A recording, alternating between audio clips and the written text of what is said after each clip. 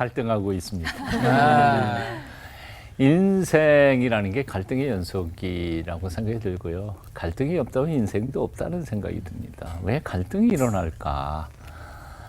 성경에 몇 가지 예를 조금 들어보면 이렇습니다. 이제 아브라함과 롯이 갈등을 하죠. 창세기 보니까 양떼가 적었을 때에는 초원에 풀 그냥 널려 있으니까 다 먹었지만 양떼가 많아지니까 초원에 풀이 모자라니까 이제 싸우기 시작하는 거죠. 그 갈등이 사실은 풀 때문이죠. 풀 때문에 조금 더 나아가면 소유나 재물 때문에 생기는 것이 갈등이라고 생각하고요. 또 아브라함의 아내 사라와 그 종 하갈과 문제가 생기잖아요. 그 속에 갈등의 원인이 몇 가지가 있죠. 아브라함이 기다리지 않았으니까. 주신다 그랬는데 진짜 안 주실 것 같으니까 이제 사라가 몸종 하갈에게 해서 이스마엘을 낳죠. 나중에 이삭과 이스마엘 갈등이 생기잖아요. 그런 거 보면서 또 사라하고 하갈하고 또 갈등이 생기잖아요.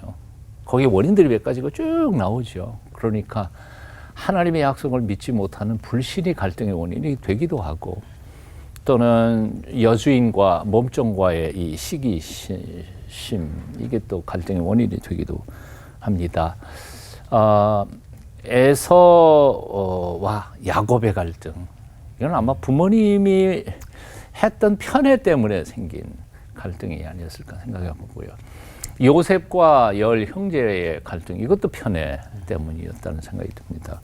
사울과 다윗의 갈등, 왕좌, 권력에 대한 싸움, 갈등이었던 거죠. 성경에 나타난 이런 몇 가지 케이스들을 보면 인간의 갈등의 원인들이 참 많다 하는 생각을 해봅니다. 근데 어떻게 해결했나? 조금만 이렇게 짚어가 보면요. 아브라함과 롯의 경우에 있어서는 아브라함이 일방적으로 양보하죠. 네가 우하면 내가 좌할게, 좌하면 우할게. 그리고 양보해서 문제는 풀어졌습니다. 그런가 하면 이제 에서와 야곱은 20여 년 동안이야 그 갈등을 풀지 못하죠. 그러나 마침내 하여튼 갈등은 풀려집니다. 행복한 관계가 되지만 다윗과 사울의 갈등은, 사울은 죽기 전까지 그 갈등이 제대로 해결이 되지 않습니다. 그래서 여기서 결론 내서 보면 이런 거죠. 갈등을 해결한 사람은 행복해요. 근데 갈등을 해결하지 못한 사람은 불행하게 되는 거죠. 그리고 지도자란 어떤 사람일까? 한마디로 말하면 리더란 갈등 해결사예요. 그러니까 진정한 훌륭한 지도자란 사람들의 공동체 속에서 일어나는 갈등을 얼마나 효율적으로 평화롭게 잘 해결할 수 있는 능력이 있느냐에 따라서 아주 좋은 지도자일 수도 있고 그렇지 못할 수도 있죠. 우리 사회에서 일어나고 있는 수많은 갈등을 만들어내는 지도자냐, 아니면 그것을 풀어가는 지도자냐에 따라서 존경받을 수 있고 존경 못 받을 수 있는 거죠. 자, 그러면 이 갈등 문제를 어떻게 해결하면 될까? 열쇠가 따로 있겠어요. 그래서 몇 가지 생각나는 대로 성경에서 소개하면, 첫째는 자족함을 배워라는 거죠. 욕심 버리라는 겁니다. 사실 갈등의 거의 대부분이 탐욕이나 욕심 때문입니다. 리처드 포스터 교수님이 쓰신 책에 보면 Money, Sex and Power, Money, 돈, 섹스, 성, 그리고 권력, 이 세 가지가 사실은 지난 2000년 역사 속에 인간의 탐욕의 뿌리 세 가지죠. 돈에 대한 거, 성의 쾌락에 대한 거, 셋째, 누가 위냐, 누가 아래냐, 누가 주도권을 치느냐. 이게는 권력, 정치 권력뿐만 아니라 가정에서도 남편과 아내 사이의 문제도 있고 교회 안에서도 역시 공동체마다 일어나는 겁니다. 근데 여기에 핵심은 뭔가 하니, 분명히 돈도 그렇고 성도 그렇고 권력도 그렇고 하나님이 주신 축복의 선물이에요. 근데 이것이 재앙이 되는 이유가 뭐냐면, 절제되지 않을 때 이건 재앙이 되는 거죠. 돈도 적당하게 자족하면서 기쁨으로 쓰고 나눌 때 이게 행복의 선물이고, 성도 역시 마찬가지입니다. 쾌락을 너무 과도하게 추구한다든지 그럴 때 이게 재앙이 되는 거지. 하나님이 주신 대로 소화하면서 아름답게 살아가는 것은 정말 행복한 삶의 근원이거든요. 파워도 역시 마찬가지입니다. 권력도요. 그러니까 여기에 공통점은 뭔가니? 절제입니다. 자족할 줄 아는 거예요. 그러면 갈등이 일어날 원인이 굉장히 많이 줄어드는 거죠. 디모데전서 6장 6절 7절에 보면 그러나 자족하는 스스로 족한 줄 아는 마음이 있으면 경건은 큰 이익이 되느니라. 우리가 세상에 아무것도 가지고 온 것이 없음에 또한 아무것도 가지고 가지 못하리니. 자족하세요. 갈등에 참 많은 숫자가 줄어들 것이라고 생각이 듭니다. 두 번째, 그럼에도 불구하고 갈등이 일어나는 게 있어요. 자족한 삶에서도 그 원인은 대개 상대방을 알지 못하기 때문에, 그래서 오해가 갈등을 가져올 때가 참 많습니다. 그래서 두 번째 키는 이해하라는 거예요. 그리고 사랑하라는 거예요. 상대방을 있는 그대로 받아주라는 거죠. 시어머니하고 며느리하고 갈등이 똑같이는 이 뭐 전설적인 갈등 아니야? 이거는 뭐 어느 집안이나 마찬가지니까. 그런데 그것을 푸는 가장 좋은 방법은 역시 뭐예요? 시어머님 시집살이 하던 얘기, 며느리가 듣다가 보면 눈물 꼴꼴 흘리고, 와, 그러다 보면 이해가 되는 거예요. 며느리도 역시 마찬가지요. 며느리 자라왔던 고생했던 얘기 시어머니가 듣다가 보면 딸 같아서 또 하고요. 오해가 갈등을 불어오지만 이해하는 순간 이해가 되고요. 그리고 오해는 사라지고요. 그리고 사랑이 싹트기 시작하는 거죠. 이해하려고 애쓰라는 거예요. 신혼 초에 제 아내가 불평하는 말이 있어요. 알아서 좀 못해줘? 제일 어렵다. 어렵다. 남자들은 좀 벙벙해요. 알아서 못해. 그래서 내가 항상 하는 말이 알려줘. 내가 할게. 맞아. 알려주기가 어렵죠. 알려줘야 돼. 어려워. 몰라. 그 마음을 어떻게 알아. 어려워. 알려주기도. 그런데 살다가 보니까요. 남자만 벙벙한 게 아니더라고요. 다 똑같아요. 알려주지 않았는데 어떻게 알아요. 살아온 환경이 다르고 자기 생각하는 삶의 사고방식이 다른데 그러니까 미리 알려주는 거예요. 그래서 기억해야 할 것은 알려고 애쓰고요. 알려주려고 애쓰고요. 서로 이해하고 이해하려고 애쓸 때 많은 갈등은 굉장히 많이 사라질 수 있습니다. 마지막 결론에 욕심도 버리고 이해하려고 애쓰기도 하고 그래도 해결되지 않는 갈등들이 사실은 제법 많아요. 그 배후에는 인간의 완악함도 있고요. 욕심도 있고요. 그리고 사람이 다 똑같은 건 아니잖아요. 내 마음 같지 않은 사람이니까. 이럴 때는 어떻게 할 거냐 하는 거예요. 그때는 어떻게 해요?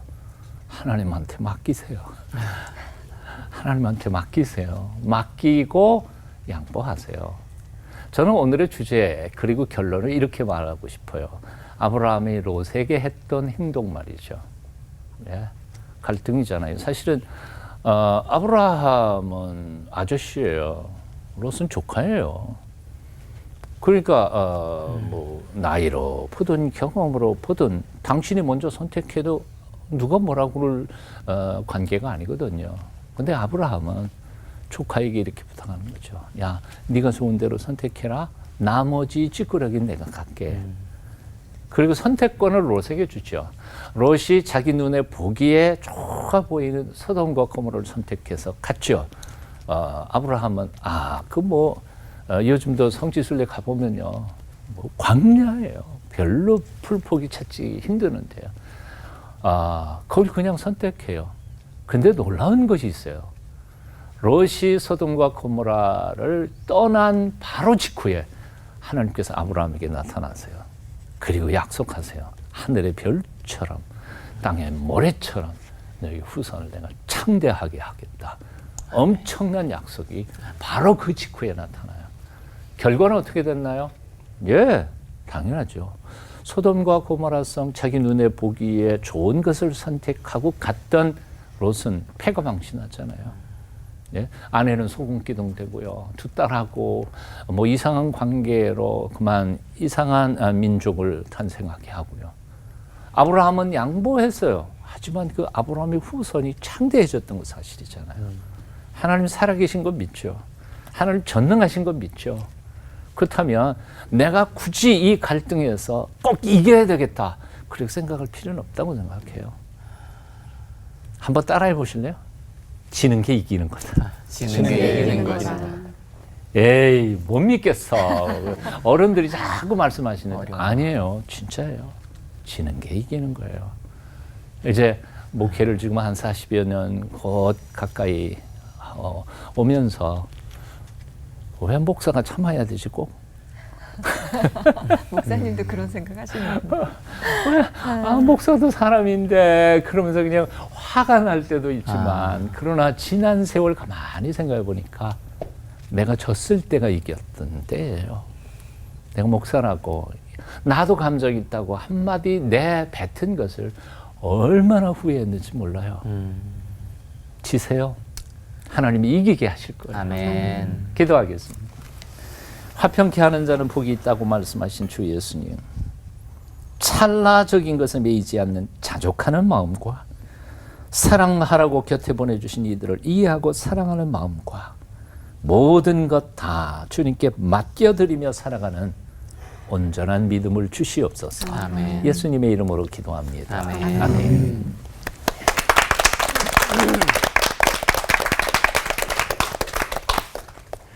네, 저는 오늘 갈등을 푸는 열쇠, 너는 여호와께 복을 받은 자니라 제목으로 나누기를 원합니다. 옆분에게 소리 인사하십시오. 당신은 여호와께 복을 받은 자입니다. 당신은 여호와께 복을 받은 자입니다. 아멘. 사실 인생에 있어서 갈등은 선택이 아니라 필수입니다. 누구나 갈등이 없는 인생은 아무도 없죠. 문제는 우리의 정체성입니다. 우리의 정체성이 무엇인가? 정말 나는 여호와께 복을 받은 자인가? 또 나는 축복의 통로라고 생각하는가? 이 분명한 키가 있다라면 갈등의 문제를 풀어갈 수 있을 겁니다. 저는 청년 사역을 오랫동안 했습니다. 그래서 주례를 참 많이 했습니다. 주례를 하기 전에 청년들을 만나면 꼭 얘기합니다. 안 싸우려고 하지 마라. 안 싸운다라는 것은 자랑 아니다. 안 싸운다라는 것은 둘 중에 하나가 죽고 있는 거다. 속이 문드러지고 있는 거다. 그러니까 중요한 것은 안 싸우는 것이 아니라 잘 싸우는 것이다. 따라해 보십시오. 안 싸우는 것이 아니라 잘 싸우는 것이 중요합니다. 안 싸우는 것이 아니라 잘 싸우는 것이 중요합니다. 예, 이것이 저는 갈등의 문제를 풀어가는 키라고 생각합니다. 그러면 갈등이 왜 생길까요? 갈등이 생기는 원인들을 보면 대부분 이럴 때입니다. 당신은 나와 틀립니다. 너는 나와 틀리다라고 할 때 이것은 필연 갈등으로 연결됩니다. 그러면 이 갈등을 풀 수 있는 또 키는 무엇이겠습니까? 너는 나와 틀리다가 아니라 너는 나와 다르다라고 이야기할 수 있어야 됩니다. 당신이 나와 다르다라는 것을 인정하기 시작하면 그것으로부터 갈등의 문제가 해결될 수 있는 거죠. 그래서 우리는 갈등을 정말 풀기를 원한다면 다른 것은 틀린 것이 아니다. 이것을 꼭 기억해야 합니다. 여러분, 다른 것은 틀린 것이 아닙니다. 오히려 그 다른 것 때문에 서로에게 유익이 될 수 있습니다. 이제 현실 세계 속에서 또 성경 속에서 갈등의 문제를 살펴보다가 저는 이삭을 보았습니다. 이삭은 내적 갈등이 있었죠. 그 삶에 흉년이 찾아왔습니다. 그 흉년의 때 어떻게 합니까? 이삭의 내면에 갈등이 찾아오죠. 애굽으로 가고 싶은 거예요. 그때 하나님이 뭐라고 말씀하십니까? 창세기 26장 2절을 보면요. 여호와께서 이삭에게 나타나 이르시되 애굽으로 내려가지 말고 내가 내게 지시하는 땅에 거주하라. 자, 여기엔 두 가지 원리가 나오죠. 내면의 갈등이 있을 때 애굽으로 내려가지 말라는 거예요. 세상적인 방법으로 해결하지 말라고 하는 거죠. 내가 내게 지시하는 땅에 거주하라. 하나님의 말씀을 듣고 그 말씀 앞에 순종하려는 치열한 실험을 하라는 것입니다. 저도 마찬가지였던 것 같아요. 저도 가만히 생각해 보니까 제 인생의 흉년은 초등학교 6학년 때 아버지가 돌아가신 거예요. 그때부터 고난의 연속, 갈등의 연속이었어요. 저는 중2 때 그래서 자립, 자치, 자생을 생각하면서 시몬 배달을 시작했어요. 그때부터 대학 졸업할 때까지 약 19가지 아르바이트와 일을 했습니다. 제 인생의 흉년에 있어서 참 잊을 수 없는 것은 제가 22살에 막노동을 하고 있을 때 창고 속에 그 먼지가 풀풀 날리는데 하나님께서 제게 너는 사람을 낚는 어부가 되리라 말씀하시는 거예요. 저는 이해되지 않는 거예요. 하나님 제 꼴 좀 보세요. 저 외모, 우리 서 목사님 굉장히 잘생기셨는데 제 외모는 옆에 서면 제가 오징어가 될 것 같습니다. 주여. 하나님 이건 아닙니다. 더군다나 저는요 엄치에 박치예요. 네. 그래서 너무 찬양도 못하는데 어느 정도 못하면 군대 가서 병장 때 꾹 참고 있다가 제일 고참이 됐을 때 기타를 쳤는데 3달 뒤에 후임병들이 찾아왔어요. 이 병장님 부탁드릴 게 있습니다. 뭔데? 지금 3달째 엄마야 누나야 강변살자만 치고 계십니다. 제가 그때 결심했어요. 아, 내가 더 이상 이 엄마에게 성부를 걸면 안 되겠다. 하나님이 말씀하시는 그냥 말씀에 집중하고 책 읽고 글 쓰는 것에 집중하자. 그 흉년회 때 저에게 계속 지시하는 땅은 독서와 말씀 묵상과 글쓰기였단 말이죠. 그것에 집중할 때 오히려 제 삶에 변화가 일어났던 것 같습니다. 또 인생을 살아가다 보면 내적 갈등뿐만 아니라 외적인 갈등이 있죠. 이삭에게 있어서 그것은 우물의 문제였어요. 우물은 그 당시에 생존의 틈입니다. 일종의 오늘날로 말하면 기업이에요. 이 우물은 생명의 문제예요. 쉽게 양보할 수 없는 거죠. 쉽게 포기할 수 없는 거예요. 그런데 끊임없이 이삭을 괴롭히는 사람들이 있었습니다. 긴장, 갈등, 스트레스를 주는 사람들이 있었어요. 누구예요? 블레셋 사람들. 이삭이 우물만 파면 와서 괴롭게 하는 거예요. 다투는 거예요. 싸우는 거예요. 공격하는 거예요. 비난하고 비판하는 거예요. 이삭이 어떻게 합니까? 에색이라 찍고 떠납니다. 다툼이라는 뜻이죠. 그 다음 우물을 팠는데 또 우물이 나왔는데 또 여전히 찾아와서 끊임없이 대적하는 거예요. 그래서 신나, 그 우물의 이름을 신나 대적이라 하고 떠납니다. 그런데 놀라운 것은 이삭이 다음 또 장소를 옮겨서 우물을 팠는데 우물이 나왔어요. 르호봇이라고 짓죠. 더 이상 대적이 공격하지 않는 거예요. 더 이상 갈등이 일어나지 않는 거예요. 그래서 결국 이삭은 그곳에서 하나님이 주신 그 기업, 그 생존의 터전에서 그 삶을 아름답게 세워가죠. 거기서 끝나지 않습니다. 여러분 주변에 블레셋 사람들이 와서 어떻게 말합니까?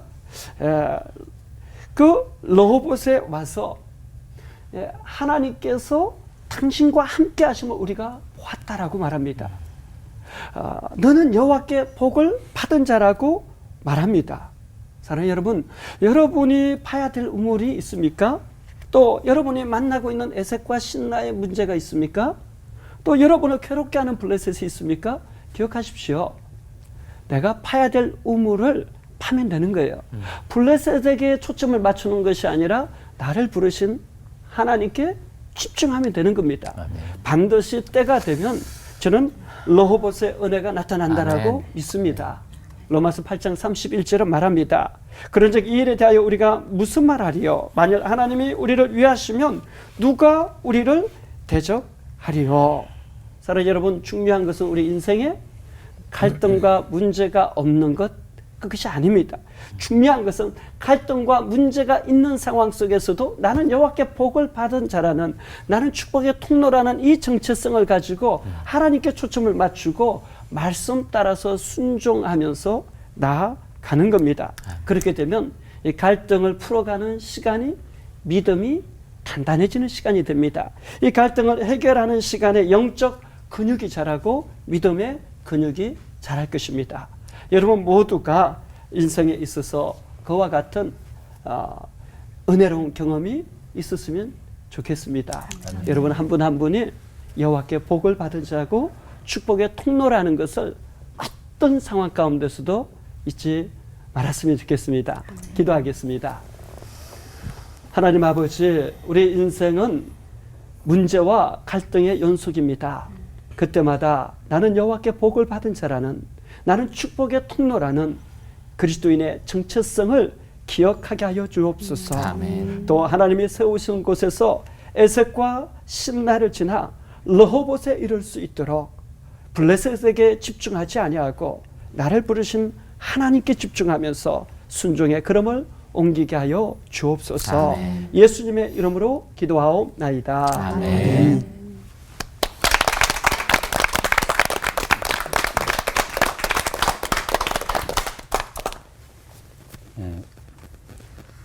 저는 이제 한 3가지 정도의 이야기를 하고 싶습니다. 첫 번째는 이제 제 인생의 갈등이라고 한다면 저희 큰형 이야기를 안 할 수가 없습니다.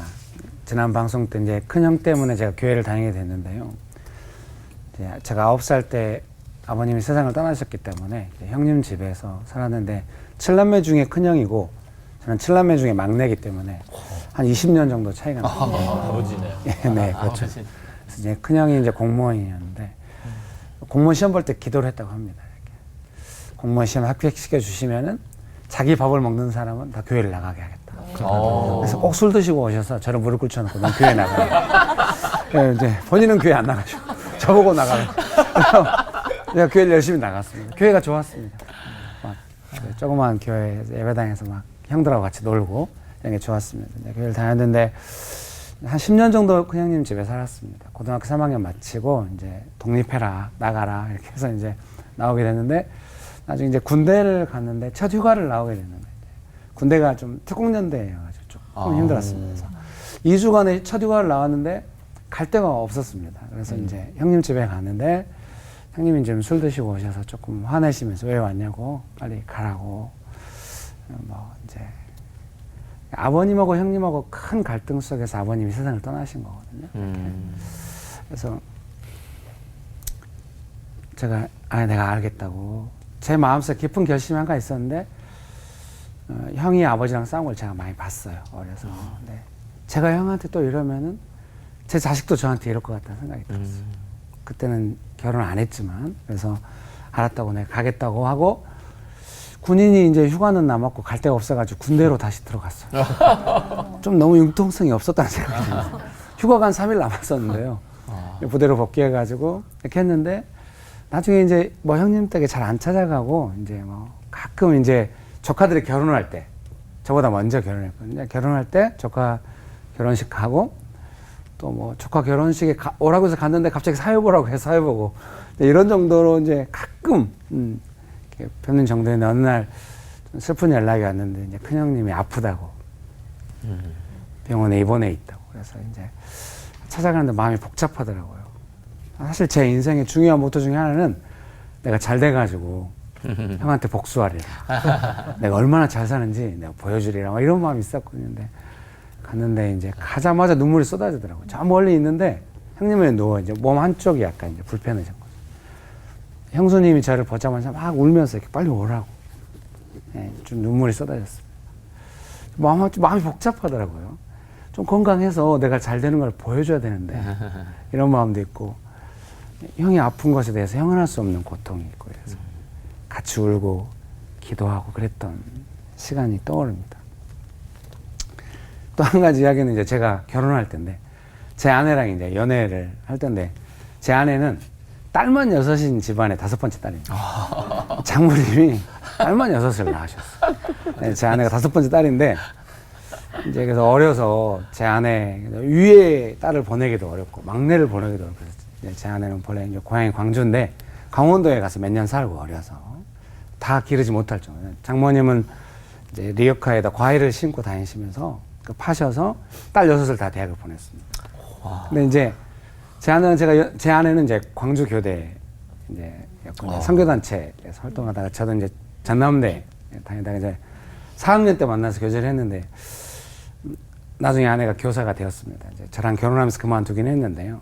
장모님께 이제 기대가 있는 거죠.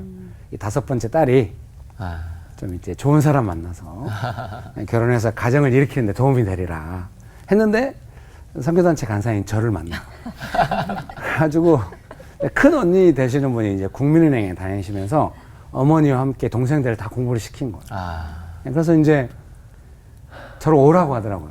큰 언니 집으로. 이제 큰 언니가 그때 결혼하셨었는데 갔는데 가자마자 너무 많이 맞았어요, 제가. 이제 장모님과 큰 언니, 형부 이 3사람이 이제 저를 때렸는데 저는 뭐 장모님이 때린 거 이해할 수 있습니다. 예, 그 딸을 가진 부모로서 얼마나 마음이 무너지시겠습니까? 그리고 큰 언니가 때리는 것도 이해합니다. 큰 형부 그분을 왜 때리는지 좀 심했어요. 막 다음날 조금 정신을 차리고 보니까 너무 열이 받더라고요. 그래서 이걸 어떻게 해야 되나 막 신고를 할까 막 이럴 때 이제 시편을 읽다가 분을 품지 마라 행하게 치우칠 뿐이다 이 말씀을 보게 된 겁니다. 그래서 이제 겸손하게 있을 수 있었습니다. 그래서 오늘 갈등에 대한 내용에서도 시편 37편에 어떤 그 악한 일을 당할 때 이렇게 분을 품지 마라, 불평하지 마라 이런 말씀을 하십니다. 저희 교회 집사님 한 분도 이게 잘 전달돼야 되는데 직장에서 너무 어려우신 거예요. 우리 박상무님이 너무 힘들게 하셔. 전달이 잘 돼야 할 텐데요. 그리고 집사님 너무 힘드셔가지고 나중에 좀 멀리 막 연고도 없는 본사에서 일하시다가 연고도 없는 곳으로 이제 발령이 나가지고 너무 고생하시는데 제가 계속 부탁했어요. 이럴수록 마음을 지켜야 한다고. 불평하지 말고 우리가 기도하죠. 그래서 막 그 추운 곳이에요. 저 북쪽에. 그래서 막 출근하실 때 차도 없으니까 막 가시면서 찬양 부르면서 가시고 이런 거예요. 그래서 드디어 우리의 기도가 응답되어서 이제 인사 담당자를 만나게 된 거예요. 그래가지고 이제 우리가 기대가 컸죠. 이제 본사로 다시 발령이 날려나 보다 했는데 만나고 왔는데 너무 힘들어 하시는 거예요. 권고 사직이 될 수도 있다고. 아이고. 나중에 이제 권고 사직 연락을 받았다고 저한테 전화가 온 거예요. 그날 저녁에 제가 강의가 있었는데 너무 이야기를 많이 하시길래 제가 저녁을 못 먹고 계속 이야기를 들었어요. 그래서 저녁 먹는다고 전화 끊으면 실족하실 것 같아요. 근데 그 다음날 또 이야기 하시는데 이제 그날 잠깐 이야기 예수님께서 우리를 도우실 수 있는데 원망은 안 해요, 집사님. 그런데 내가 그 어려워도 찬양하며 다녔는데 왜 이런 일이 일어나는지 좀 그런 좀 뉘앙스가 있는데 거기다 대고 제가 그러니까 원망하지 맙시다 이러면은 저를 원망할 수가 있어요. 그래서 제가 조용히 있다가 예수님께서 도와주실 수 있는데 좀 그 부분을 생각해 달라고 그랬더니 나중에 2시간 후에 강의 끝나고 전화했더니 아 예수님 더 슬퍼하시는 것 같다고 내 입장을 이해하시는 것 같다고 믿음이 회복되셨어요.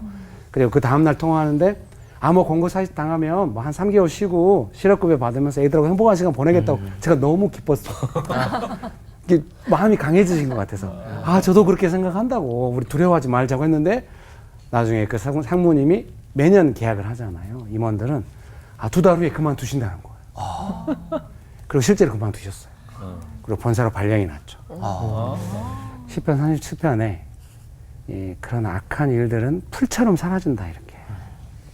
정말 풀처럼 사라질지는 잘 모르겠습니다. 네.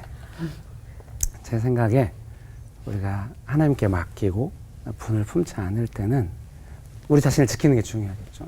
하나님께서 하시는 게 있다고 생각합니다. 우리가 그걸 다 볼 수는 없죠. 기도하시겠습니다.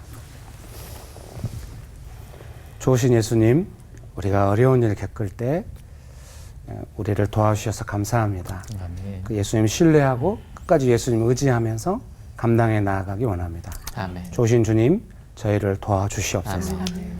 예수님의 이름으로 기도합니다. 아멘. 아멘.